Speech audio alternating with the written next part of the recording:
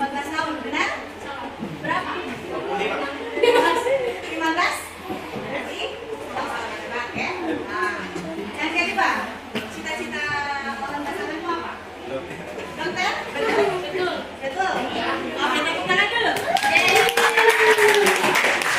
Yang ketiga, berapa mesti berapa? 5. Betul ada 5? Iya. Berapa? Ada lebih.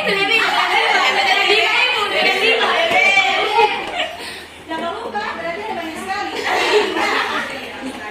Oke, silakan tepuk tangan.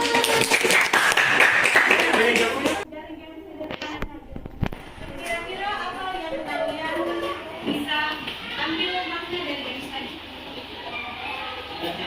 Kebaikan. Apakah hanya dengan menembak kalian bisa mengenali seseorang? Iya kan?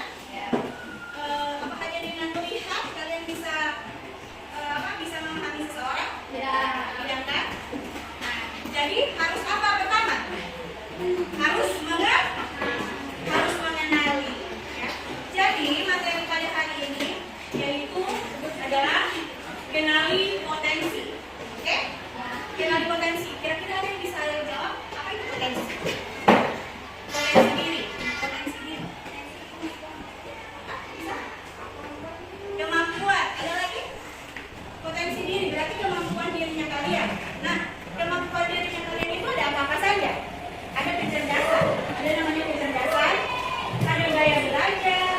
Ya. Tapi untuk hari ini kita akan fokus pada gaya belajarnya kalian. Ada yang jago olahraga, tapi nilai pelajaran matematikanya biasa aja.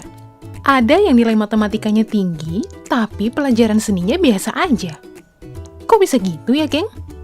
Jawabannya ada di video berikut.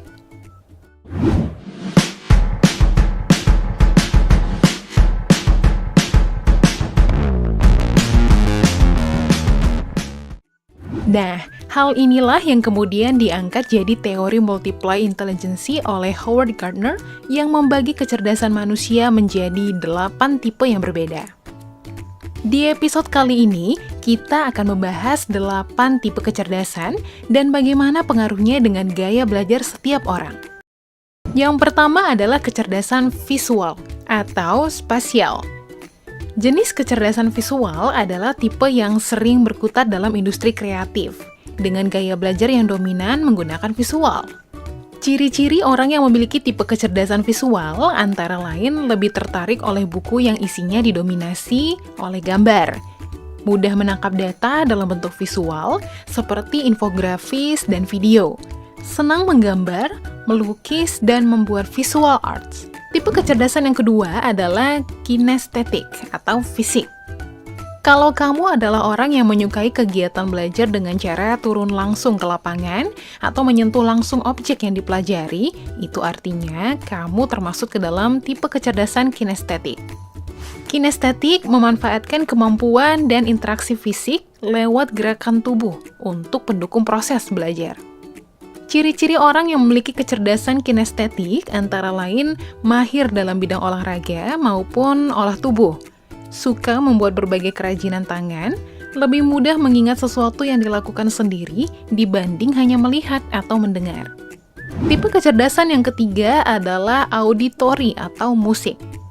Jika kamu adalah orang yang senang melibatkan media berupa suara dan musik dalam kegiatan belajar, bisa jadi kamu masuk ke dalam tipe kecerdasan auditory. Ciri-ciri orang dengan tipe kecerdasan auditory antara lain suka bernyanyi, bermain musik, mudah mengenali pola nada dan bunyi, mahir mengingat lagu dan alunan melodi, serta senang belajar sambil mendengarkan musik.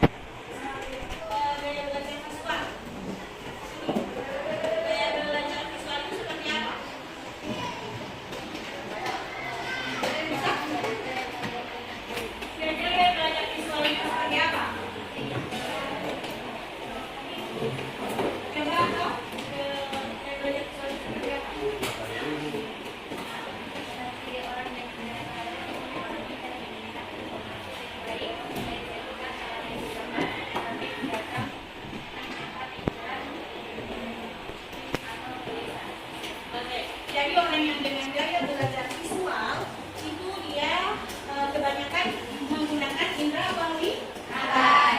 Ya. Seperti tadi di video kalian sudah lihat orang itu bisa melukis, lalu apa lagi? Menggambar, ya. Jadi ketika disajikan dalam bentuk gambar, grafik dan gambar kan kita pikiran, ya seperti itu ya. Nah yang kedua untuk gaya belajar auditory. Gaya belajar ini berfokus pada apa? Pada pendengaran ya. Jadi individu dengan gaya auditory belajar secara efektif melalui penjelasan lisan, diskusi, mendengarkan audio atau percakapan. Jadi biasanya ada orang yang dia belajar tapi harus pakai musik. Kalian pernah lihat orang seperti itu? Dia bisa fokus belajar, biar ada tambahan headset pada telinga, biar ada bunyi kira-kira suara musik, dia tetap bisa belajar. Karena dia menggunakan indera pendengaran. Ada yang begitu di sini?